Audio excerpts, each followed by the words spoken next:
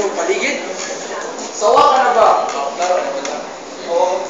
Sawa ka na ba sa mga sa kaguluhan na nagaganap dulot ng kahirapan? Sa panahon ngayon, marami ng tao ang hirap. Ito ay sanhi ng kulangang pinansyal, edukasyon, at pati na rin ang pagkain. Maraming mga kabataan ang nalululok sa masamang bisyo at pati na sa paggawa ng masama upang makakuha lang ng pera.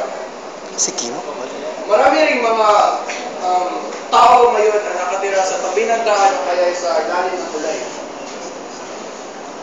Kaya sa panahon ngayon, marami ring mga tao ang walang trabaho dahil sa sila hindi nakapag-aral o kaya walang tamang pera upang makapag-aral at makapagtapos. Kaya sila walang trabaho.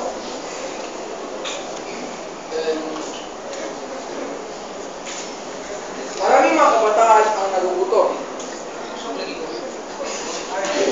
Dahil ang kanilang mga magulang, imbes na gamitin ang pera para pakain sa kanilang mga magulang, ay ginagamit nila ito sa kanilang sariling kapakanan. Ngunit, hindi lang dapat isisinal ito sa mga politiko, kundi o sa mga magulang, kundi sa mga politiko rin na walang sawang nangungurakot sa pera ng mga mamamayan. Kaya, kung ako sa inyo, umpisahan natin ito sa ating sarili. Pag sumikap tayo, mag-aral ng mabuti, mag-iwas sa mga bisyo, mag-inom, at sama-sama tayo lahat. Kaya, ano pa ba ang ating gagawin? Dapat ba hindi na rin pansinin? Wala man dyan, dapat sa natin ito tapusin.